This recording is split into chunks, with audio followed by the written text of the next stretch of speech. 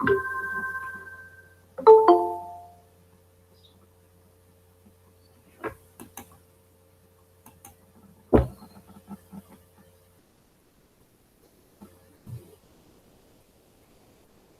dia, Isadora. Bom dia, pessoal. Vamos começar, então?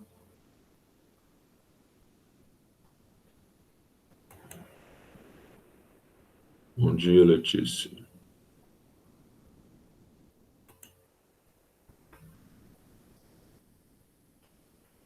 Então, na aula passada, nós estávamos vendo os tecidos meristemáticos, né, do vegetal. Então, essa aula a gente vai começar a dar um destaque especial para o capítulo 7 da apostila de vocês, onde a gente vai falar sobre a raiz, né, sobre essa estrutura tão importante que é a raiz. Eu coloquei algumas fotos, alguns slides para vocês aí, tá? Com relação aos tipos de raízes, a gente vai abordar ao longo dessa aula. A gente vai falar sobre caule também, já na apostila 3. Então, e na semana que vem, ou na próxima semana, a gente já vai começar a apostila 3, tá? Vamos começar falando aqui sobre essa parte meristemática da planta e da importância que nós temos, né, para essa região que nós chamamos aí de zona pilífera. Lembrando que quando a gente fala das angiospermas, a gente fala tanto das mono quanto das dicotiledôneas, nós temos dois padrões, né? Nós temos as eudicotiledôneas, que são 97% das angiospermas que nós conhecemos hoje. Toda vez que a gente usa essa expressão aqui, ó, eu, significa verdadeiro, né? Que a gente já falou com vocês, eucariótica, né? Aí você tem, então, uma carioteca verdadeira. Então, na biologia, eu significa ego, né? Significa verdade. Então, eu dicotiledôneas significa as que são consideradas as verdadeiras dicotiledôneas dos nossos dias, tá? E nós temos também as dicotiledôneas basais, que representam 3% das dicotiledôneas da atual conjectura. Então, nas dicotiledôneas basais, nós vamos ter, por exemplo, tá? A Vitória Regia, algumas dicotiledôneas, angiospermas dicotiledôneas, que foram a base evolutiva para as dicotiledôneas que nós temos hoje na atualidade, tá ok? Então, vamos dar uma olhadinha aqui na estrutura radicular. Como é que nós temos essa estrutura radicular? Vou pedir para você, na sua apostila aí, à medida que eu vou comentando aqui, naquilo que for necessário, eu vou falar para vocês fazer algumas pequenas anotações do lado aí, tá? Então, para facilitar aí depois na hora de estudar. E por falar em estudar, até que vocês foram bem na prova, né? Na prova de química, que estava bem fácil, e também não tem prova de química orgânica, não tem de outra forma mesmo, é fácil mesmo, tá? Principalmente essa matéria inicial, vai tranquilo. Vocês foram bem, né?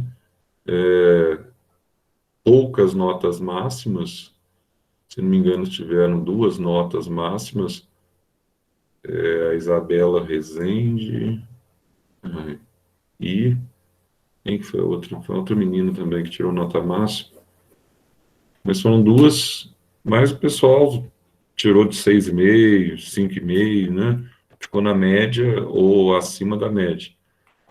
E teve pessoal que tirou 7 também, pessoal que tirou, a maioria da nota, a média da nota foi 6,5. E teve aqueles, para não perder o hábito também, né? Perde média para ficar sempre igualitário. Mas a média geral foi melhor do que a de biologia, tá? Então, que é normal, né? Então, química orgânica é tranquilo. Então, aqui você está olhando uma raiz que nós chamamos de raiz axial, ou raiz pivotante, que é aquela raiz característica das dicotiledôneas que nós vimos recentemente, né? Nas monocotiledôneas, você tem aquela raiz de cabeleira, né? Aquela raiz que é toda cheia de cabelos, né? E fininha, né?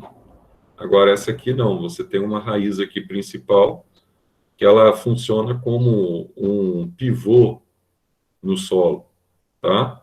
Nossa, Zé, então essa aqui é a famosa raiz pivotante. Então, ela tem, ao contrário da raiz que é fasciculado de cabeleira, das monocotiledôneas, que não tem, todas as raízes elas têm a mesma espessura, a mesma grossura, tá? As raízes secundárias, etc, tal. Por quê? Porque elas não têm aquele meristema secundário responsável pelo crescimento em espessura, tá? Ah, então não tem um meristema secundário. Não, ela não tem um meristema secundário responsável pelo crescimento em espessura.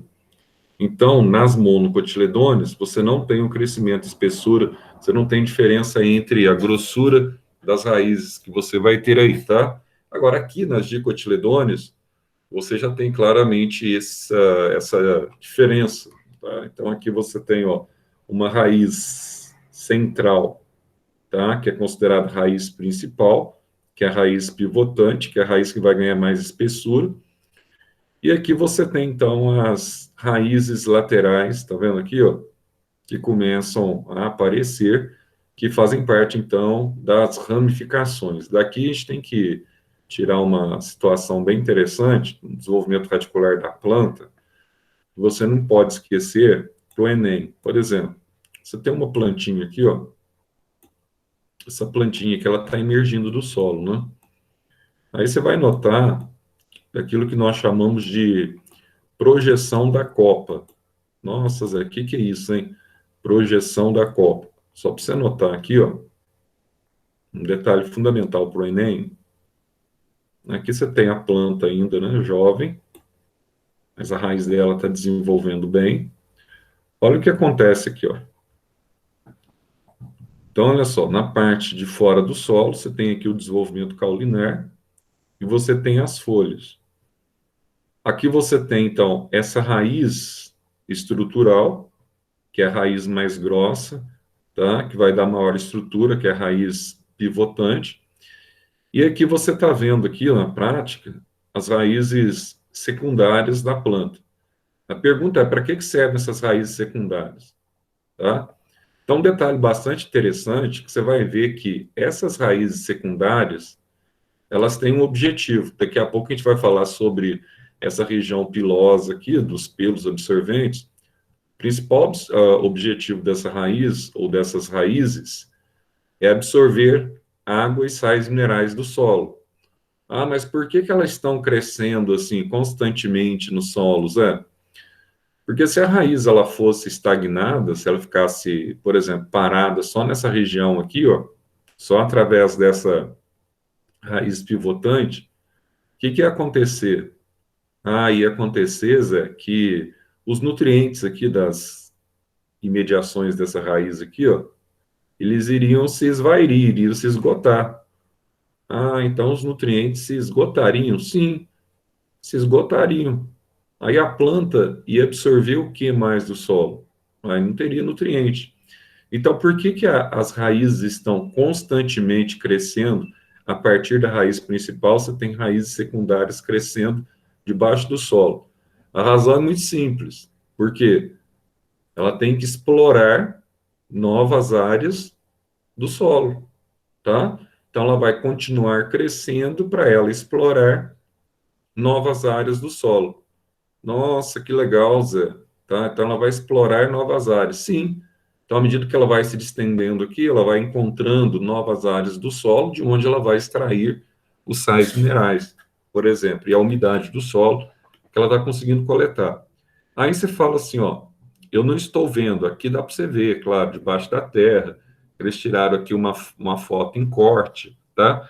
Mas você fala, mas onde ficam essas raízes? Né? Então, quando eu for jogar adubo nessa planta, quando eu for adubar essa planta, aonde eu vou encontrar essas raízes? Então, aqui a gente chama, na botânica, a gente usa uma expressão de projeção da copa, tá? Onde estão as raízes em determinado estágio de desenvolvimento da planta? Sempre as raízes que estão absorvendo, elas vão estar mais na projeção da copa, ó. Se a copa, por exemplo, da plantinha está aqui, ó, aqui você tem a projeção e aqui você tem a projeção da copa com as folhas. Se fosse uma árvore, imagina que a árvore, onde seria a projeção da árvore a partir das ramificações das folhas, tá? Mais distantes. Então você pega aqui, ó, essa projeção e você desce em linha reta, ó. Tá vendo? Você vai encontrar aqui as raízes mais jovens aqui, ó, exatamente na projeção da copa. Se eu pegar aqui, ó, essa projeção em linha reta, ó, eu vou encontrar aqui, ó, nessa região aqui embaixo aqui, ó, olha lá as raízes, ó. Eu vou encontrar aqui raízes, ó, exatamente em linha reta se eu cortar, ó. Tá vendo? Ó, tô cortando ela, tô levando em linha reta, e ao levar em linha reta, eu vou chegar aqui nessa região da folha, ó.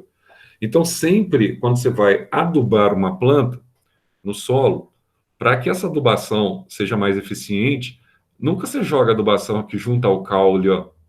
Tá vendo o caule? Ah, vou jogar aqui pertinho do caule para ela absorver. Não. Você vai jogar mais para cá, ó. De acordo com as folhas, você tem a projeção da copa. Então, se as folhas estão chegando até aqui, significa que as raízes debaixo do solo, embora você não esteja vendo, elas também estão chegando até aqui, tá? Se elas estão chegando até aqui, você joga o adubo aqui, ó.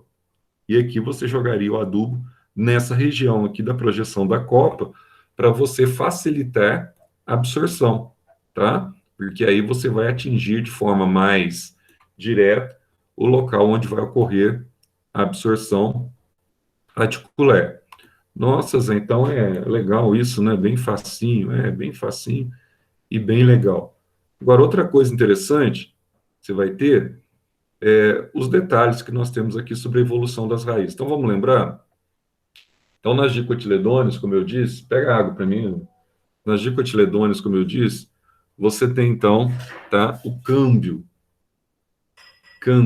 que é um meristema secundário junto com o filogênio, tá, que atua no crescimento de espessura em algumas plantas. Então, não são todas as plantas que apresentam um meristema secundário. Já no caso das monocotiledôneas mesmo, na maioria delas, com exceção da mamona, tá? Você não vai ter, uma das exceções que é a mamona, você não vai ter, então, um meristema secundário. Então, é sem câmbio. Por isso que ela não tem crescimento de espessura, a raiz é no formato de cabeleira, tá? Então, olhando para cá, ó, o que eu tenho aqui, ó? Nessa região de cima, eu tenho um local em que a raiz ela estabelece conexão com o caule da planta. Então, aqui eu tenho colo ou coleto, tá?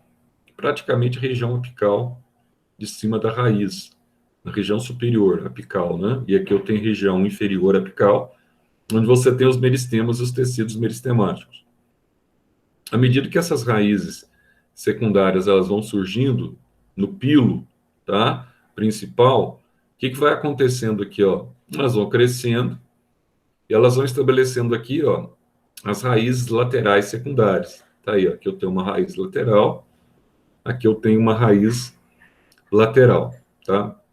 Então, essa primeira zona aqui, ó, mais próximo da conexão com o caule, eu tenho a zona que nós chamamos de zona suberosa, ou onde ficam os ramos secundários. Se você olhar aqui na parte dela de baixo, eu não tenho tantas ramificações, ou praticamente nesse desenho aqui especificamente, você não tem tantas ramificações. Aí você fala, mas e essa região aqui, ó? Essa região aqui é a região dos pelos absorventes. É a região que nós chamamos de zona pilífera. Ah, então nessa zona pilífera aqui é onde ficam as principais estruturas que vão absorver água e sais minerais do solo, tá? Nossa, que legal. Então é aqui, ó, mais ou menos quase que na metade da raiz, né? Na metade da raiz principal. Exatamente. Agora, você vai ter aqui, então, essas raízes secundárias crescendo aqui também, tá? Então, entendendo, ó, essas raízes aqui, elas são mais para dar suporte ao vegetal, tá? E esses pelos aqui, eles são mais para absorver água e sais minerais do solo. Agora, uma estrutura interessante com relação aos pelos que esses pelos aqui, ó, eles são estruturas que nós chamamos de estruturas unicelulares. Ah, eles são unicelulares? São. Eles são estruturas unicelulares, e nessas estruturas unicelulares, eles vão apresentar aqui, ó, vou mostrar para vocês, que aqui eu não vou ter uma foto tão legal para mostrar, então eu peguei aqui de outro. Ela vai ter, então, um núcleo na ponta. Quer ver só? Aqui você vai enxergar aqui melhor, ó. Você vai ter uma estrutura unicelular, olha só aí, com o núcleo na ponta. É mais ou menos isso aqui, ó. Você vai ver, ó. Então aqui eu tenho a zona, tá vendo? Região pilosa, aqui, ó. Aí se eu ampliasse cada pelo desse aqui, ou cada pelo absorvente desse aqui, eu teria mais ou menos, tá? O que vocês estão vendo aqui, ó. Olha lá, ó. Eu tenho uma estrutura, tá? Com uma única célula, tá vendo? Ó, uma estrutura unicelular. Então, essa região aqui extensa dela é o vacúolo, e aqui na região periférica eu tenho um núcleo com citoplasma, tá? Então, tenho núcleo citoplasma, que é característico de uma célula vegetal. Então, eu tenho estruturas unicelulares com um núcleo na ponta que crescem e se renovam constantemente. Então, o que eu gostaria que você anotasse aí no canto da apostila de vocês, que esses pelos absorventes que compreende aí a zona pilífera da raiz, você colocaria para mim assim, ó, que esses pelos são estruturas unicelulares com um núcleo na ponta e transitórios, tá? Então, unicelulares com um núcleo na ponta e transitórios. Aí você coloca assim entre parênteses, constante renovação para explorar novas áreas do solo, tá? Nossa, então eles são transitórios, são. Então estão em constantes renovações para explorar novas áreas do solo. Então, para quê? Ah, Zé, então se esgotar a água e sais naquele local, ele vai buscar em outros locais, né? Exatamente. Então, você tem aí estruturas que são estruturas transitórias. Nossa, então tem essa diferença aí do pelo, né, Zé? Tem essa diferença aí do pelo. E outra coisa, normalmente a expressão pelo nós usamos normalmente para as raízes, tá? Nas folhas. Você fala assim, mas as folhas também, ela apresenta muitas vezes, ela apresenta pelos, né, absorventes. Sim, apresenta pelos absorventes. Só que nas folhas, esses pelos, ou no caule, normalmente a gente chama de tricomas, que a gente viu, tá, recentemente, alojando, por exemplo, os estômatos na folha, esses tricomas, tá? É o conjunto de pelos foliares. Agora, pelos radiculares a gente chama de pelos mesmo, tá ok? Então aqui você está vendo a zona pilífera, que é a principal área de absorção da raiz. Aí você pergunta para mim assim, Zé, mas se eu pegar essa área aqui, ó, ela tem a capacidade de absorver nutrientes também? Tem, só que em menor intensidade. Se eu pegar aqui a raiz secundária, ela não está sendo revestida por uma epiderme, tá? Ela não tem a capacidade de absorver também? Também tem, só que em menor intensidade. Ela não vai ter a capacidade de absorção em tanta, tá, condição como ela tem, tá, nessa situação. Só um minutinho. Tua mãe já está indo já, tá? Ô, liga para ela aí. Ela ligou aqui, a Letícia, para buscar ela no plantão. Ó, então nesse caso aqui, ó, você vai ter aqui, ó, você tem essa região de baixo, que é debaixo dos pelos, tá? O que você vai ter aqui nessa região de baixo, abaixo dos pelos? Eu vou ter aqui a zona lisa da rainha, aliás, da raiz, tá? Então, nesse local aqui, ó, do meio para baixo, eu vou ter aqui a região do alongamento celular ou a distensão. É a região que ela continua crescendo, tá? Então, assim, Tem plantas que, à medida que ela cresce para fora do solo, ela cresce para dentro do solo, ao longo dos anos, tá?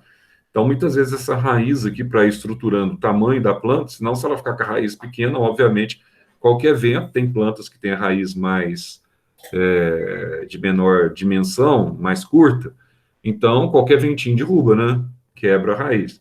Então, normalmente, elas crescem de forma proporcional, para dar mais estrutura, tá? Então, aqui você tem essa bainha de mucigel, tá?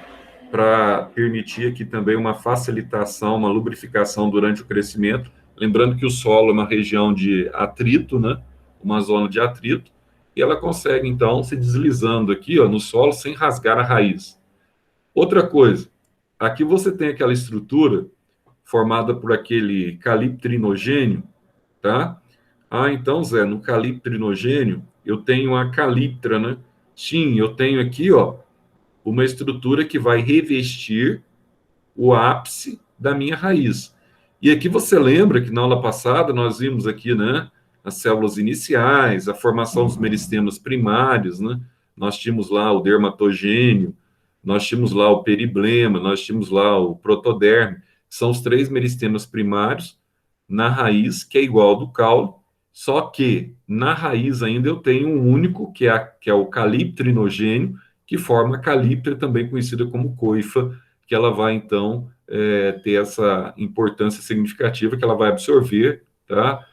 Também o que vem aqui no solo, mas ela vai proteger principalmente a zona que está crescendo da raiz, evitando que ela se rasgue ao longo do crescimento. Tá? Então, aí ele vai fazer aqui os comentários sobre a zona de ramificação, a zona pilífera, etc. Tal, né? A zona de alongamento de extensão, que a gente acabou de falar, vai falar aqui sobre a coifa, etc. Tal, vai falar sobre essa questão aí da bainha viscosa aí de gel, que vai lubrificar para o crescimento, então, do que nós já falamos. Aí vai falar aqui dos tipos fundamentais de sistemas radiculares. Então, nós estudamos dois, basicamente, tá? Eu já mencionei pelo menos hoje dois, o pivotante, que é esse que nós acabamos de ver, e nós temos também, que é a presença do câmbio, tá? Nós temos também o tipo fasciculado, né? Ou de cabeleira, que é o caso lá das monocotiledôneas. Só que além dessas divisões, nós temos vários tipos de raízes ao longo da escala zoológica. Então, a gente vai poder também aqui, ó, ver algumas variações de adaptação de raízes. Só para você ficar claro aqui, ó, nesse dois aqui, ó, então, o tipo fasciculado, olha o que acontece aqui, ó.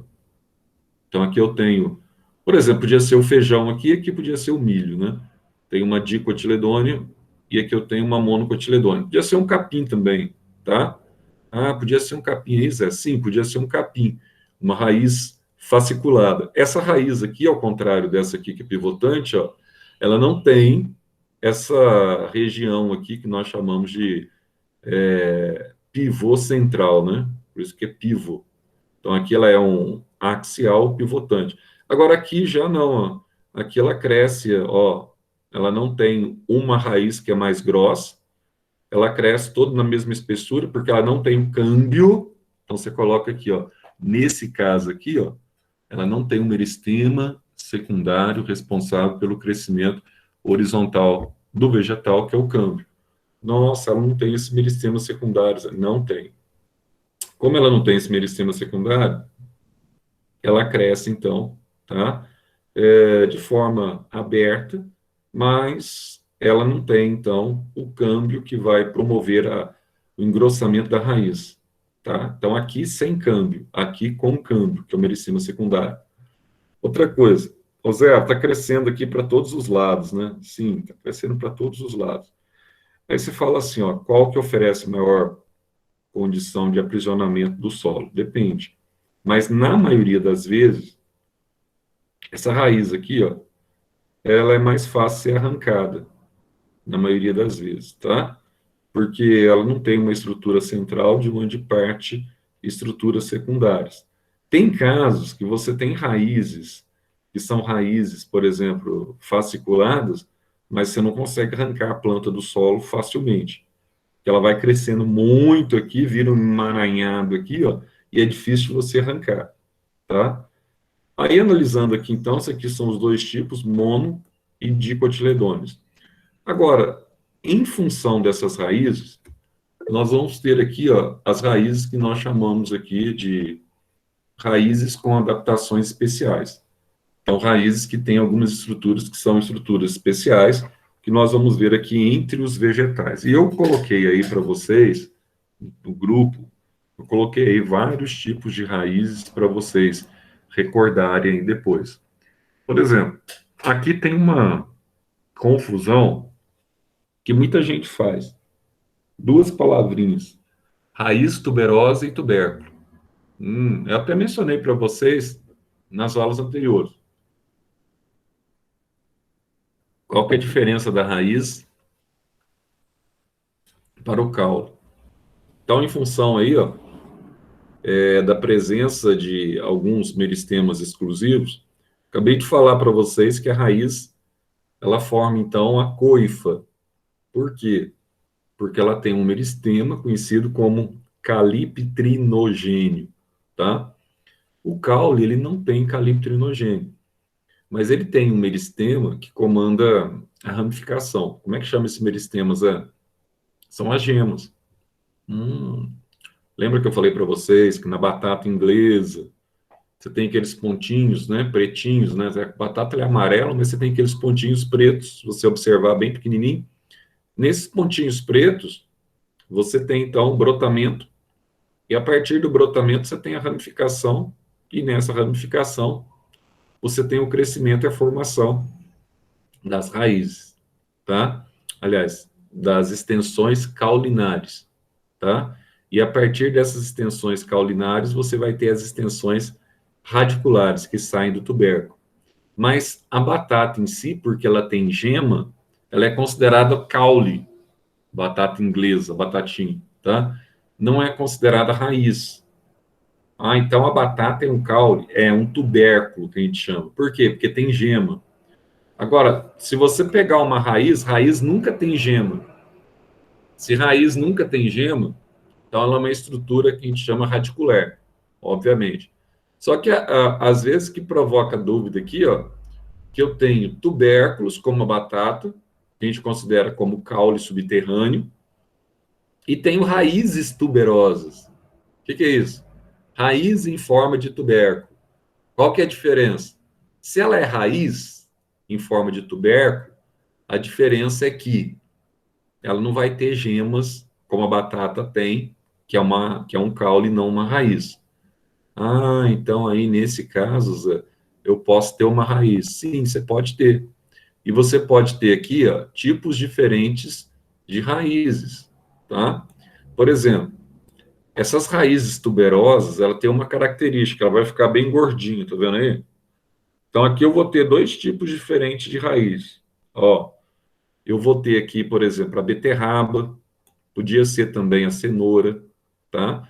Que é um exemplo típico, onde você tem, então, uma raiz axial, tá vendo aqui, ó? Uma raiz pivotante que engorda, e a partir dessa raiz aqui, você pode, então, ter o surgimento de raízes laterais. Então, eu sempre vou ter, então, uma raiz principal, a partir do qual você tem raízes laterais.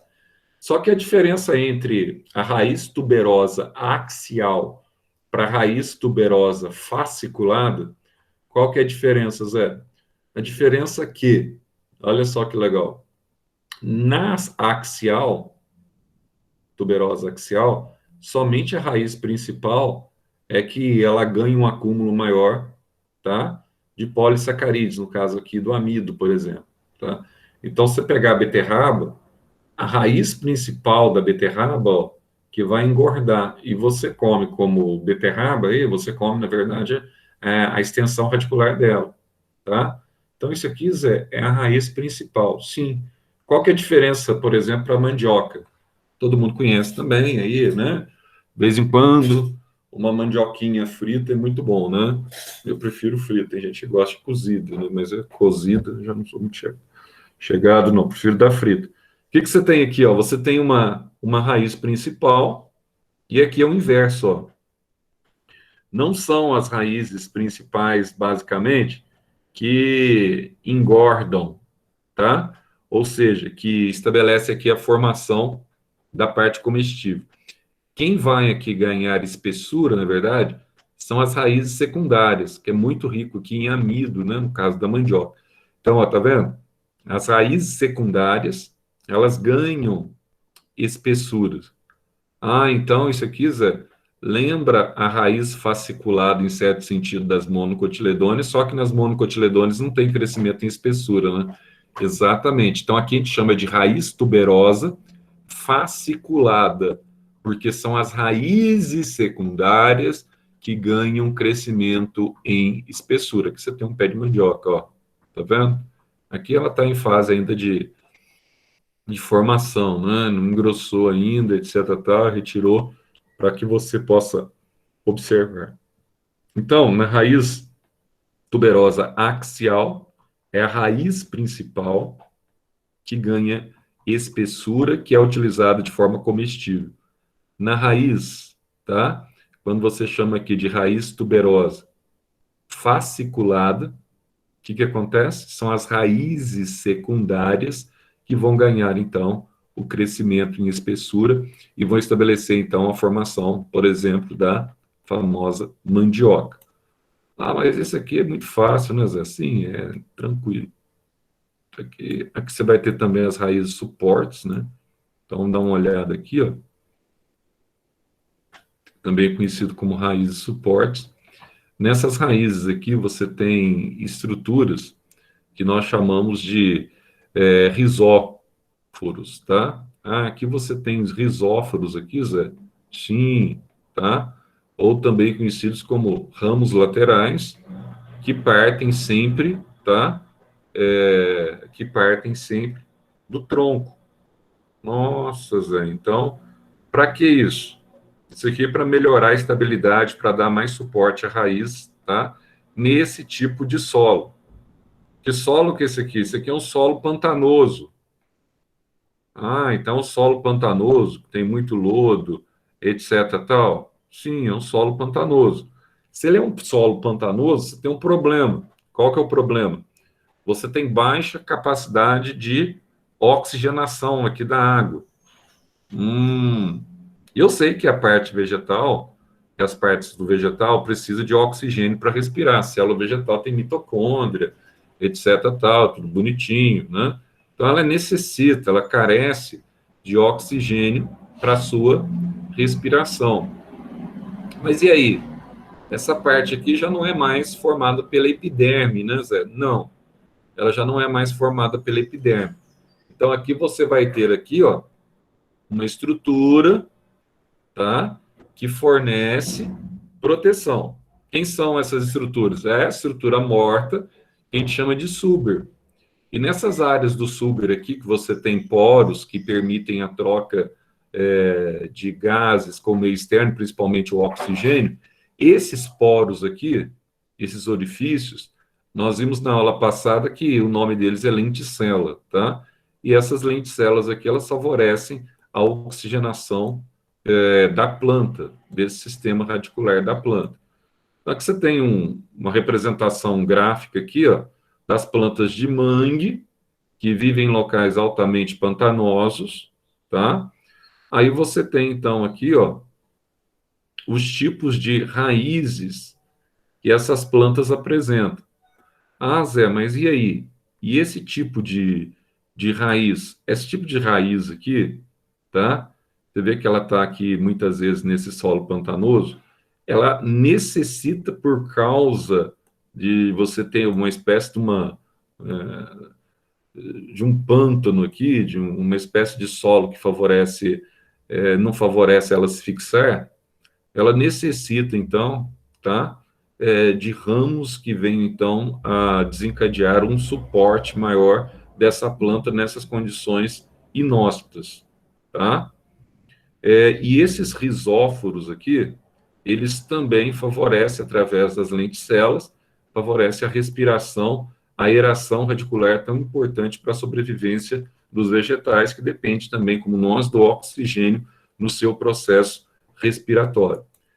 Outra coisa, essas raízes aqui, ó, elas são chamadas raízes, que nós chamamos aqui, ó, raízes suporte, tá?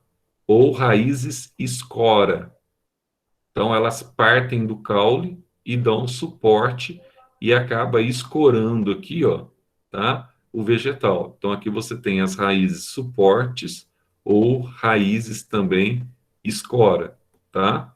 Então, são os rizóporos, que são raízes que partem do caule para dar maior escora à planta.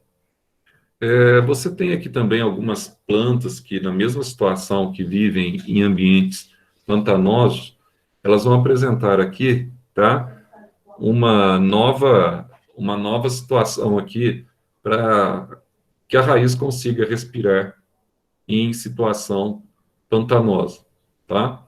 Então, você tem aqui os pneumatóforos. O que são esses pneumatóforos aí? Tá? Para que servem esses pequenos orifícios que eles liberam, né, nos manguezais, que são responsáveis aí, em parte, para a respiração desses vegetais. Então, esses pneumatóforos também eles são conhecidos como raízes respiratórias e tem como principal objetivo trazer aqui, ó, oxigenação à raiz. Se ele ficasse totalmente debaixo d'água, por exemplo, num ambiente pantanoso, você teria dificuldades aqui para essa oxigenação, tá? Então, muitas vezes, ó, eles estabelecem essas trocas gasosas, tá? E ao estabelecer essas trocas gasosas, eles permitem a sobrevivência da parte de absorção do vegetal, que são as raízes. Ah, então, Zé, isso aqui é muito parecido com o que acontece nas plantas de mangue, né? Nas plantas de mangue você vê sempre olha só, essas estruturas emergindo da água, exatamente para buscar o oxigênio onde você não tem oxigênio, devido ao mangue, devido ao solo lodoso, e aqui também, o pessoal, muitas vezes, eles trabalham muito aqui pegando caranguejo, né, para sua nutrição, etc, tal. Então, são características dos pneumatóforos de plantas de mangue, que são raízes respiratórias, tá? Que permite aí a aeração do vegetal. E aqui nós temos um tipo, né?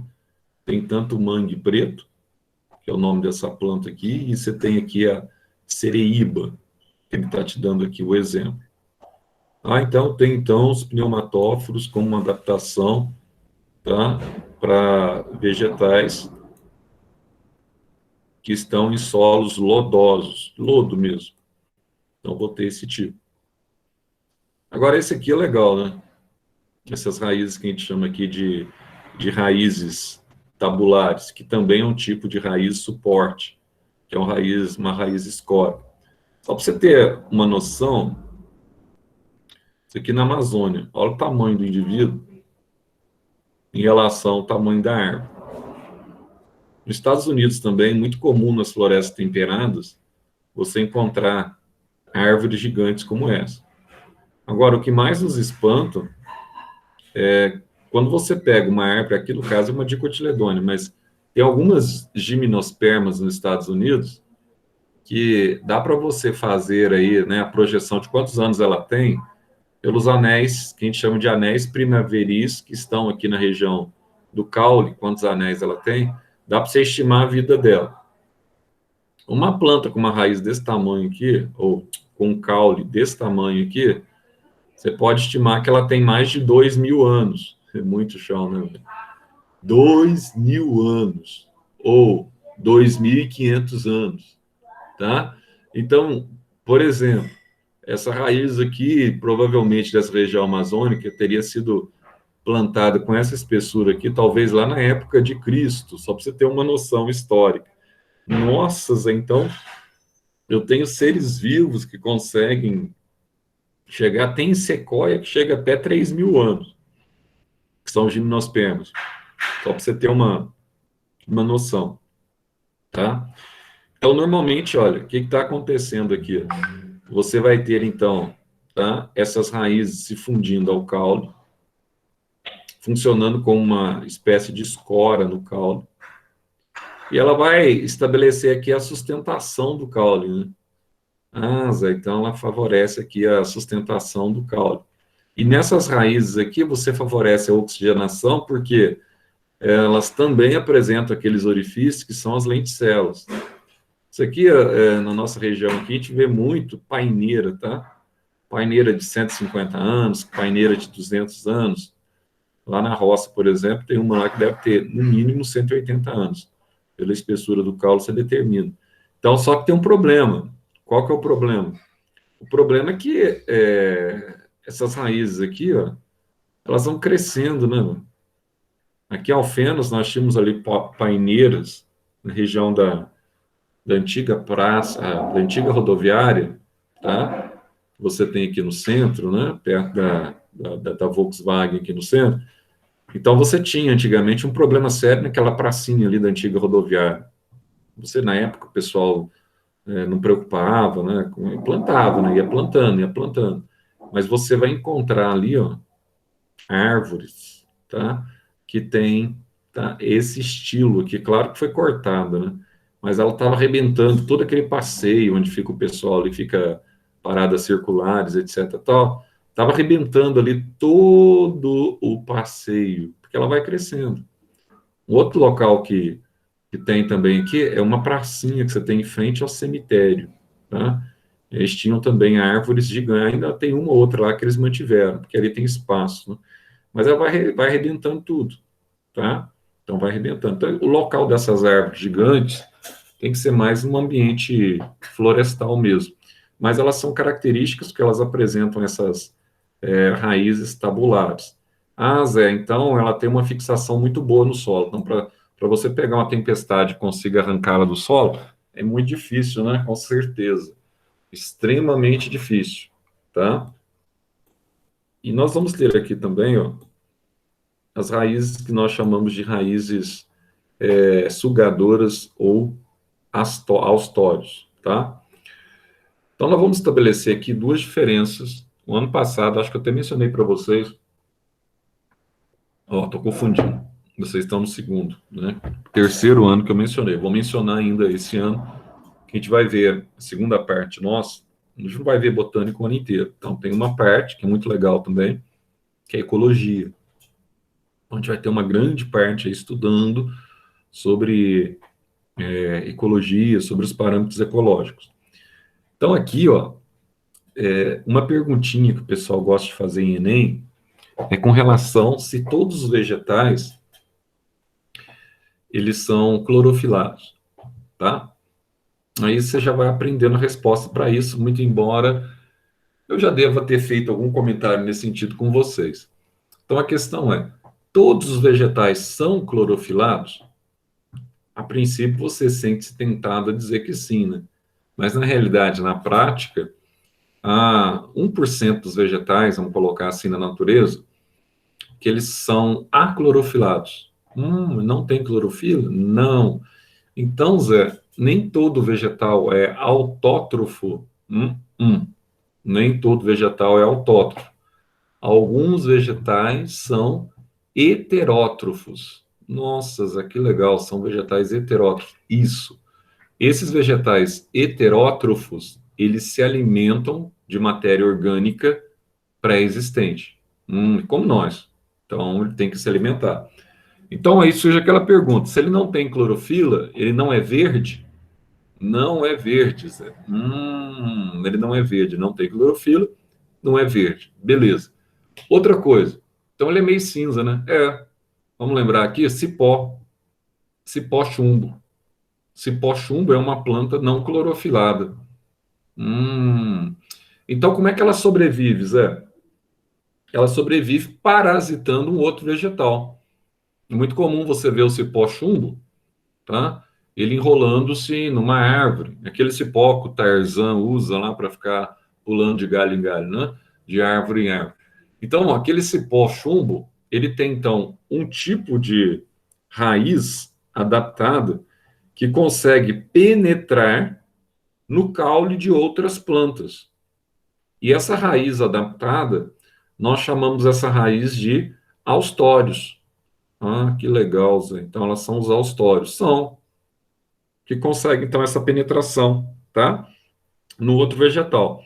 Então, quando você tem uma planta que não é clorofilada, que é parasita, quando você olhar e ver aqui, ó, esse nomezinho aqui, ó, holoparasita, você guarda bem aí na apostila de vocês, se circula holo. Holo significa total. Hum, parasito total. Ah, se ele é parasito total, significa que ele não consegue realizar fotossíntese porque ele não tem clorofila. É isso, Zé? É.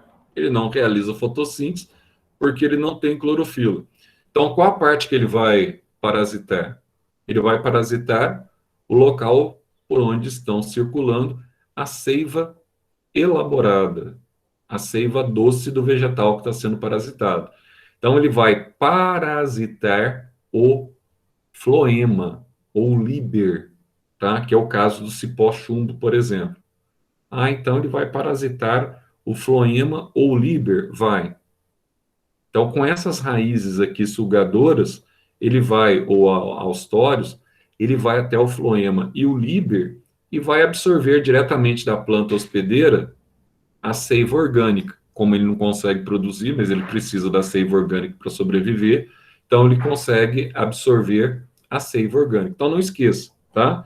É o famoso cipó chumbo que apresenta essa condição, tá? Então você vai ter então esse órgão aí que vai então se fixar, que é o austórios, ou são as próprias raízes que são os austórios, né? Ou as próprias raízes sugadoras, e a partir dessas raízes sugadoras você tem, então, a absorção de seiva orgânica. Agora, tem plantas também que não são totalmente parasitas. Aí nós chamamos essas plantas de semi ou M, tá? A palavra M ou semi significa parcial. Então tá aqui, ó. Aí você vai ter aqui, ó, um M ou um semi-parasita. O que que isso significa? Significa que essas plantas têm clorofila, elas têm a capacidade de realizar fotossíntese, tá? Só que para suplementar a necessidade que essas plantas têm de absorver água e sais minerais, tá? Como a erva de passarinho, por exemplo, essas plantas elas liberam essas raízes sugadoras, os austórios, que conseguem penetrar até regiões mais profundas, que são as regiões do xilema ou do lenho. Para quê? Porque ela está num tecido por onde é transportada a água e os sais minerais. Ah, então ela vai absorver o quê? Vai absorver a água e sais minerais, tá? Do lenho ou xilema. Então, nas espécies hemiparasitas, como a erva de passarinho, você tem um parasita do xilema. Nas espécies holoparasitas, como o cipó-chumbo, você tem um parasita do floema, tá? Então, essa é a pequena diferença, mas ambas produzem raízes aí, que a gente chama de raízes sugadoras. Aqui vai mostrar para você como é que funciona. Aqui, o austórios, tá vendo? Aqui você tem aqui o desenhinho na planta, ó. Ela vai se enrolando, ó. Você tem todo o processo aqui de tigmotropismo, que a gente vai estudar mais à frente, os movimentos desencadeados pelas auxinas, tá? E à medida que ela vai crescendo aqui, ó, ela vai então enfiando aqui, então, né, o austório, tá vendo? No caule da planta que ela está crescendo, até ela atingir, tá? No caso do cipó-chumbo, ela vai atingir aqui na região mais periférica da planta, que fica mais próximo à casca, ela vai atingir o tecido vivo, que é o floema. No caso do... aqui vai mostrar mais o cipó-chumbo, né?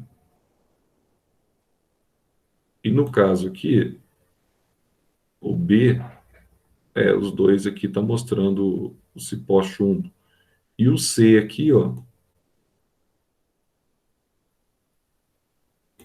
essa aqui de baixo, né? Que é a erva de passarinho, que vai ser um parasita do xilema, tá? Tá liberando os austóriozinhos, vai entrar na parte mais profunda do tronco ou do caule para parasitar o floema.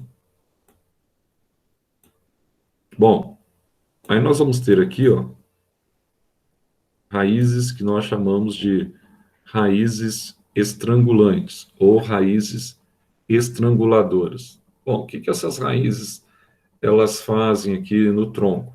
Então, tem algumas plantas que utilizam a outra planta, tá, como um suporte. Por quê? Porque, na verdade, se ela não tiver uma outra planta, ela fica se rastejando no solo. Então, para ela alcançar maiores alturas, por que que ela almeja alcançar maiores alturas? Porque ela fica em ambiente sombreado, porque ela está rastejando no solo, então ela tem que alcançar maiores alturas, porque elas são plantas que ela é conhecida como planta heliófita. O que que é isso, Zé? Plantas heliófitas são aquelas plantas que dependem, tá, é, de uma luminosidade maior para a realização do seu processo fotossintético. Então, essas plantas, elas podem ser plantas que nós chamamos de epífitas. O que são plantas epífitas? São plantas que sobem em outros vegetais, tá? Em busca de maior luminosidade. Então, muitas dessas plantas epífitas, como por exemplo, tá? Você tem alguns tipos de orquídeas que são epífitas, elas vão buscar mais luz no ápice do vegetal. E nesse caso, elas só usam a planta como suporte. Então, elas não são plantas parasitas, tá? Então, as raízes simplesmente vão crescendo em volta do tronco, tá? O que acontece também com o chuchu, tá? O que acontece também com o maracujá. E à medida que ela vai se enrolando, ela vai, então, tá? Ganhando estatura. Mas elas não são parasitas. Agora, por outro lado, você tem, então, algumas plantas que prejudicam, quando elas usam a outra planta como suporte, prejudicam o desenvolvimento da planta hospedeira, tá? Por quê? Porque muitas vezes essa planta que nós chamamos aí de planta hospedeira, ela sofre a ação da compressão por essas raízes que começam a estrangular o caule. Ah, então essas raízes aí, Zé, que você está vendo aqui na foto, elas podem ir estrangulando o caule, né? Isso, ela vai estrangulando o caule, até matar a planta. Então, você tem aqui alguns tipos de cipós que realizam essa condição de levar a planta, tá, à morte mesmo, a planta hospedeira à morte. E aqui ele cita um tipo, tá, que é um mata-paus, que é um tipo de cipó. Aí que você tem os gêneros ficus e plúsia, né, que leva então essa condição de matar mesmo.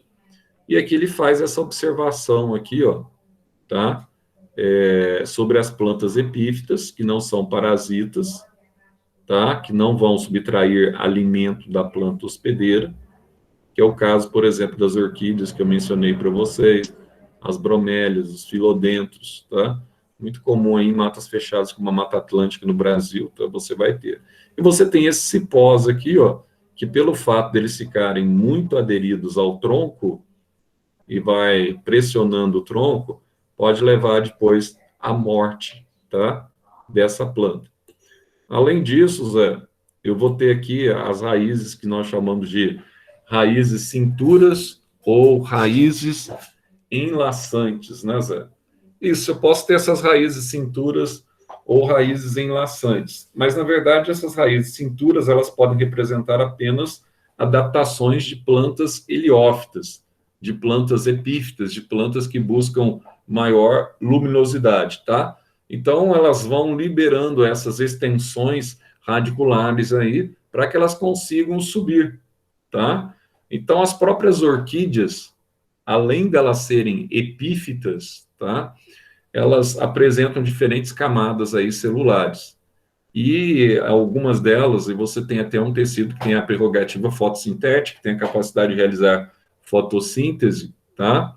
E tem uma epiderme que nós chamamos aí, então, de epiderme múltipla, que é chamada de velamen, tá? Então eu posso ter, então, esse velamen, sim, você pode ter esse velamen aqui, ó, como, por exemplo, uma bromélia, que é uma planta também que é adaptada a ambientes desfavoráveis, tá? Esse velamen aqui, ele é interessante porque ele promove uma proteção para a região cortical, tá? Ele é um agente antidesidratação da planta e atua também favorecendo a absorção do vegetal, de uma forma geral, tá? Então, você não vai ter só a epiderme, você vai ter também esse velame aí, que representa uma epiderme múltipla, tá? Que vai atuar como tecido fotossintetizante a partir dos cloroplastos presentes nos estômagos. Porque nós já vimos que a epiderme em si, ela não apresenta cloroplasto, mas tem os estômagos, que são células ricas em cloroplastos, tá? Então, só para você ver aqui, ó, essa camada que tem acessória, que é o velamen, tá? Representando uma epiderme mais multistratificada, tá? Então, nesse caso aqui do velamen, ó, você tem uma proteção maior para essas plantas, tá? É uma característica também de plantas epífitas que formam essa cintura de proteção. Nossa, Zé, então forma uma cintura de proteção, etc, tal, sim, tá? Então você tem aqui, ó, olha só, o velamen aqui, ó, sendo essa estrutura de proteção que permite, tá?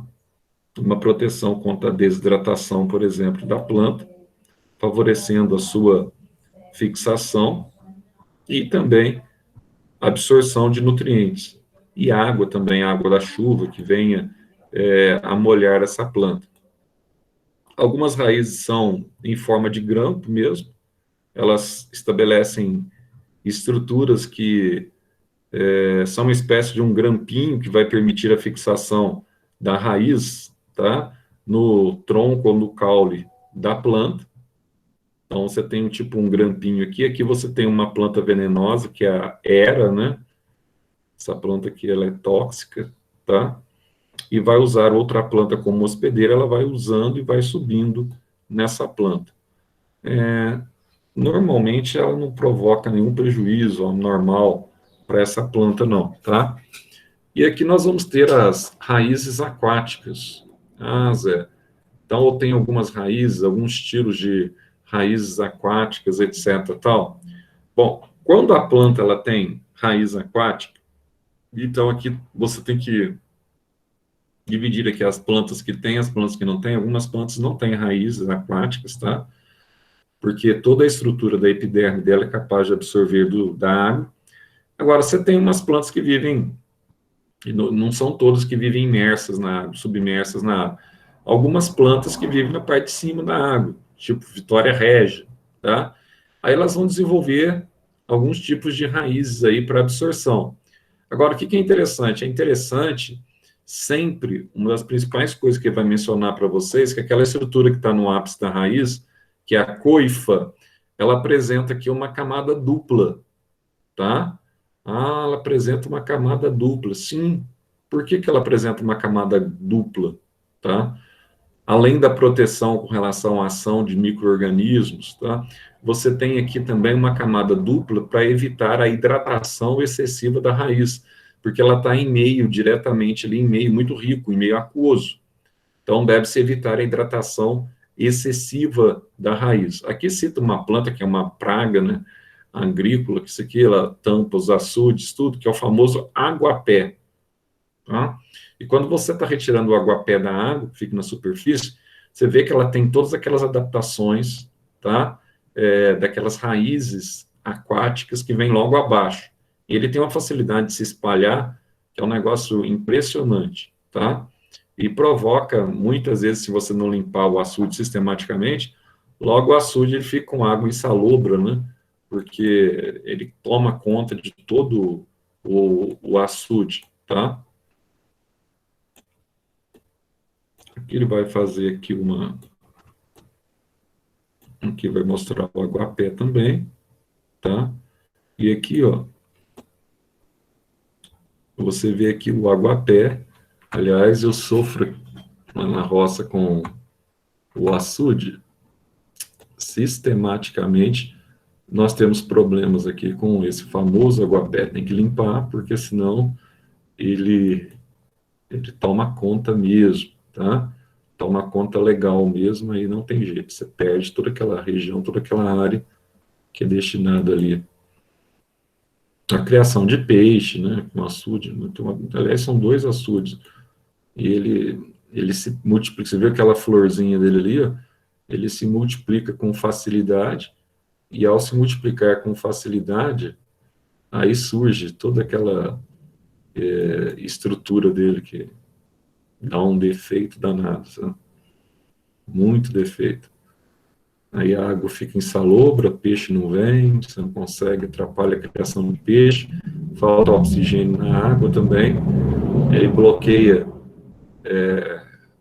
a chegada da luz nas plantas mais profundas, aí você acaba tendo, então, tá, um problema sério que vai matando, né, os animais, os maiores até os menores, na região que você tem o famoso aguapé.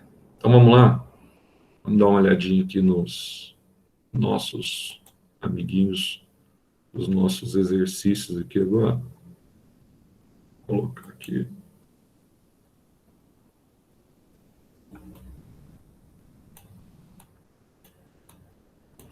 Então, essa parte aqui de plantas, fala sobre raiz, etc. tal, é uma parte muito tranquila, tá?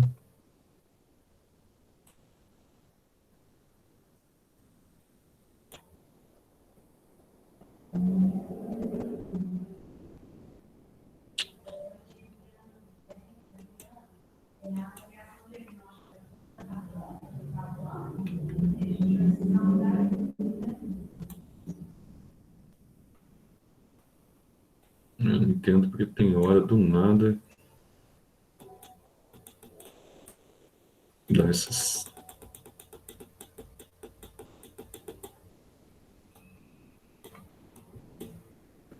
Dá umas travadinhas, né?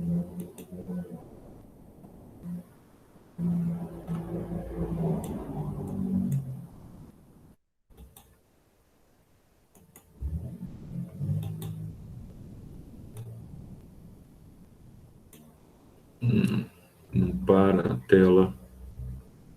Deve ser a mãozinha. É a mãozinha mesmo. Vamos lá o primeiro aí. Atividade de sala.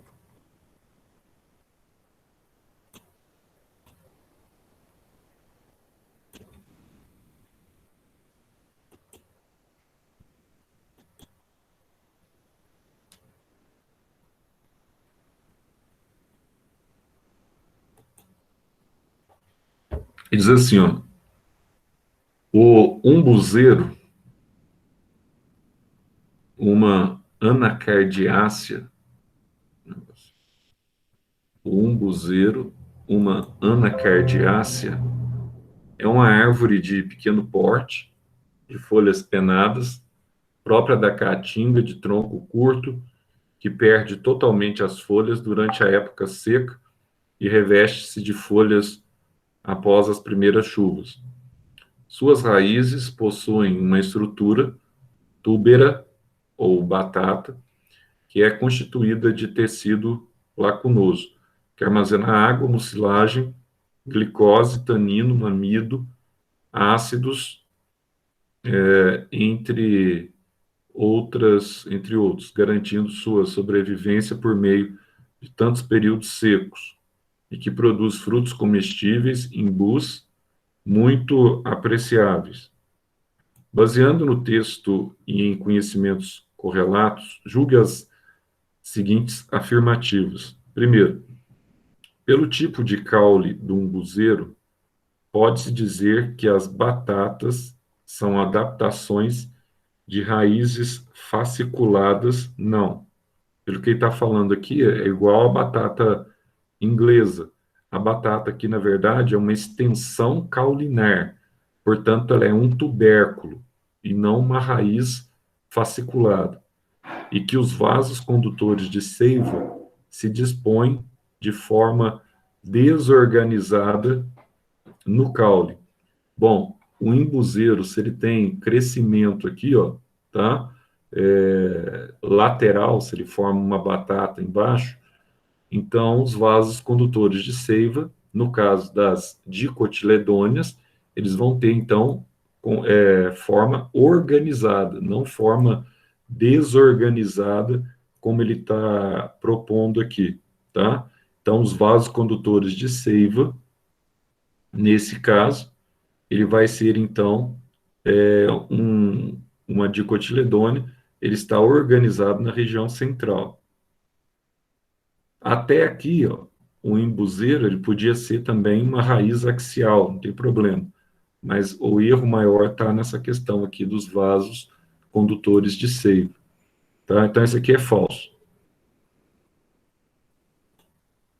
Vamos ver aqui.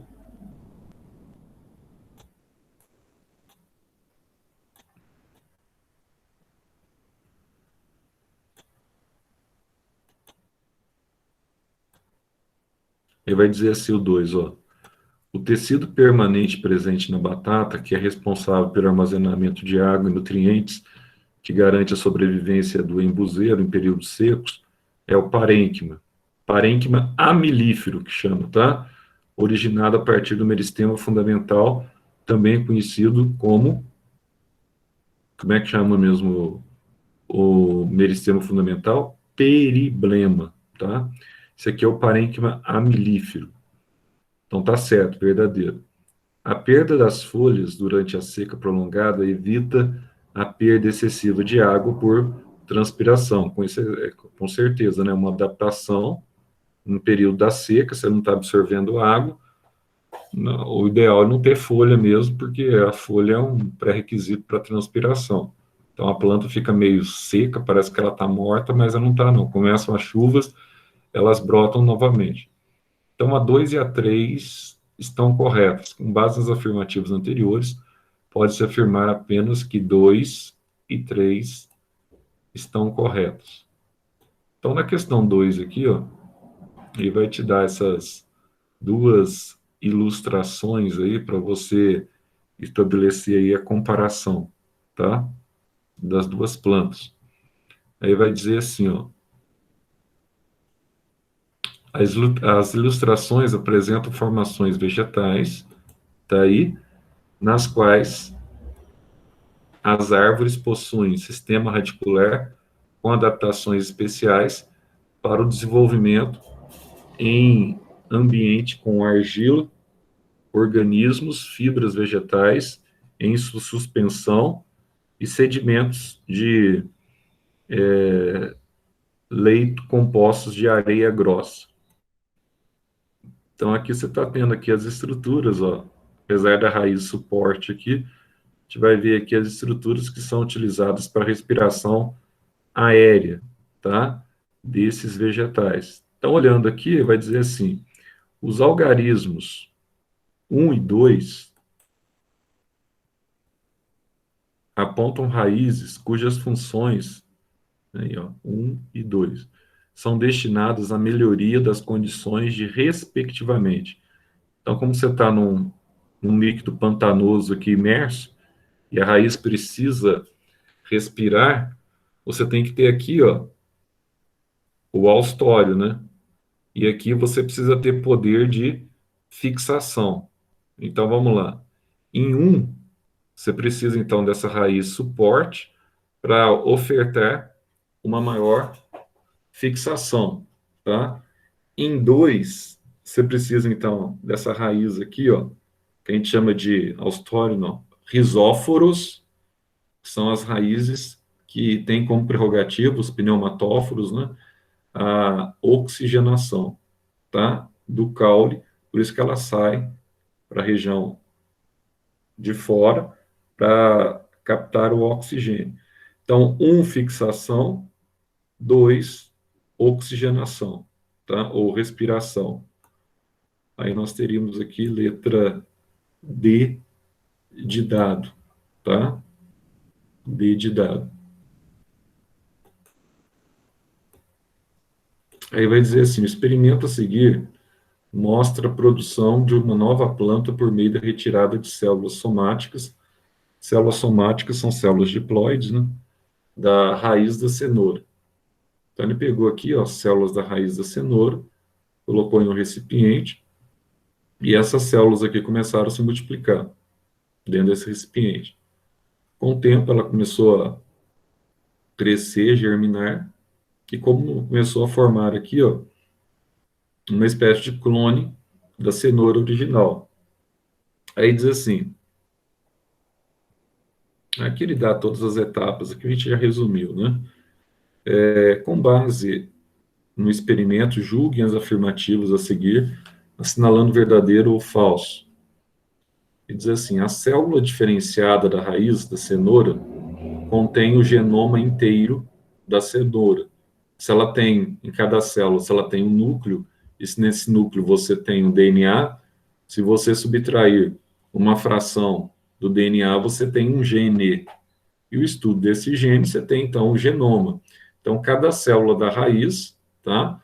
Ela vai conter o genoma inteiro, obviamente, da cenoura. Então, você pode clonar aqui no caso, né?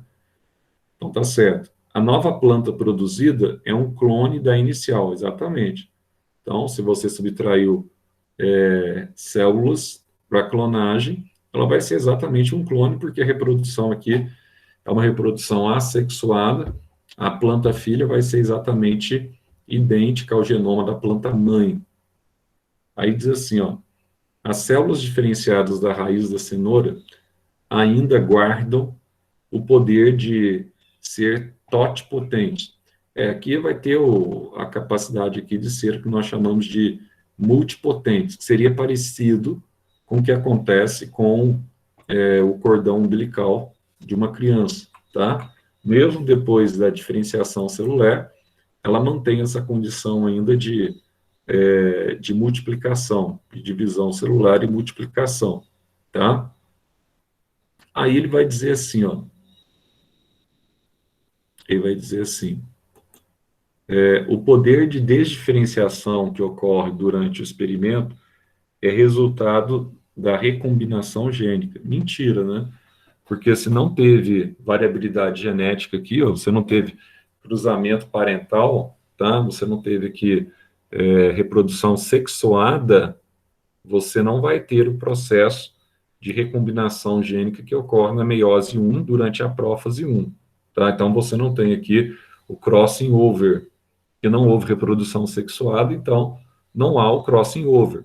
Aqui você está tendo apenas uma divisão mitótica e não uma divisão meiótica, tá? Então não houve recombinação gênica e nesse caso o problema do clone, tá? É a baixa variabilidade genética, que é o maior problema da estrutura clonada.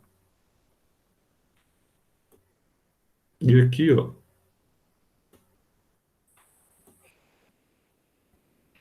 aí ele vai dizer sobre a cenoura e sobre a beterraba aqui, ó, para ficar simples para a gente aqui analisar. Então ele vai dizer assim, ó, cenoura e beterraba.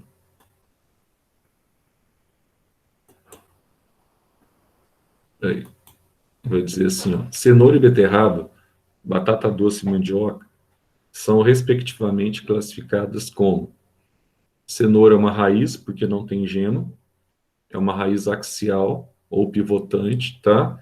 Que cresce mais a raiz central ou a raiz principal. Então, a gente chama de raiz tuberosa pivotante, tá? A beterraba também é uma raiz tuberosa pivotante, tá? Aí você vai ter aqui, ó. Aqui também a batata doce e a mandioca também são raízes tuberosas, só que a diferença é que cenoura e beterraba são axiais, tá? Batata doce e mandioca, elas são fasciculadas, mas todas elas são raízes tuberosas pivotantes. E você tem, então, a lateral aqui dela pode ser gordinha, né? Ou seja, hipertrofiada. Então, seria aqui letra A, né? Nada a ver com raiz sugadora, estrangulante, austórios, etc. Tal. E aqui vai dizer assim, ó, no último exercício aí, o Brasil tem uma das maiores extensões de manguezais do mundo, que vão desde o Amapá até Santa Catarina. Ao contrário de outras florestas, os manguezais não apresentam grande biodiversidade. A vegetação é composta, geralmente, por somente três espécies de árvores: o mangue vermelho, o mangue preto, o mangue branco. Além dessas, encontram-se outras plantas como a pteridófita aí, né, samambaia do mangue, e a gramínea aí, que ele está dando aí, a Spartina brasiliensis. Aí vai dizer assim, o mangue vermelho representa, aliás, o mangue vermelho apresenta ramos laterais que se apoiam no solo e que eram chamados até pouco tempo de raízes escoras. Descreva as principais estruturas da morfologia externa da raiz que nos permite distinguir essa parte da planta. Quais são as principais estruturas da morfologia externa da raiz que nos permite distinguir aí essa parte da planta, tá? Então, um detalhe interessante que a gente viu agora há pouco, no ápice da raiz, você tem uma estrutura conhecida como coifa. Então, você pode colocar assim, ó, coifa na região apical para proteção. Depois você vai subindo, né? Vírgula, logo acima há uma região de distensão, ou seja, você vai ter o crescimento ali, né, da raiz. Então você tem uma região de distensão, vírgula. Depois aparece a zona dos pelos absorventes. Você tem a região pilífera, né, onde você tem ali os pelos absorventes. E, finalmente, logo acima, você tem a região das ramificações secundárias. Estou partindo de baixo para cima, tendo encontro com o caule, tá? Aí você vai ter as regiões das ramificações secundárias. Podia responder assim, então. Coifa, região de distensão, zona pelífera e região de ramificação secundária. Podia ser bem sucinto e bem breve, bem direto. Aí vai dizer assim, ó, o mangue preto e o mangue branco caracterizam-se pela presença de pneumatóforos. Descreva o que são os pneumatóforos e quais são as suas funções, tá? Para que servem os pneumatóforos e quais são as suas funções? Então, os pneumatóforos são espécies de câmeras ou lacunas, tá? Então, são espécies de câmeras ou lacunas que estabelecem comunicação com o meio externo através de orifícios para trocas gasosas, tá? Então, assim, são espécies de câmeras ou lacunas que estabelecem comunicação com o meio externo através de orifícios para as trocas gasosas, beleza? Então, é bem facinho, bem tranquilo, né? E nós vamos terminando aqui, né? O nosso caderno. Semana que vem, a gente já começa o caderno 3, tá? O caderno do segundo bimestre. Então, seria interessante vocês terem esse caderno 3 aí para a semana que vem. Hoje a TED, vocês têm prova hoje a TED, não, né?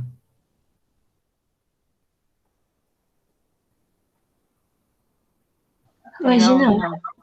Então, a gente tem aula normal, então, 2h20, tá?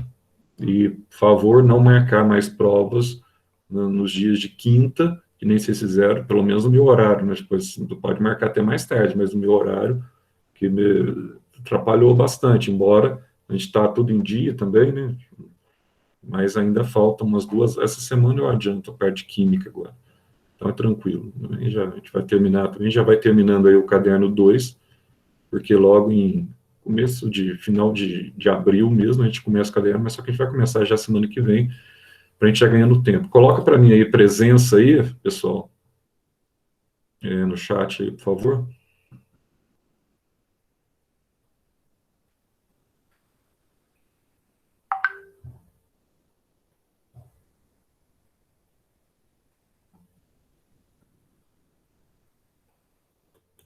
Beleza. Eu volto com vocês então à tarde, né? Dá um tempinho para vocês tomar um café aí, essa aula é mais curta mesmo. Até daqui a pouco nós voltamos aí, tá? Tchau, tchau. Tchau, Zé. Obrigada. Até mais, tchau.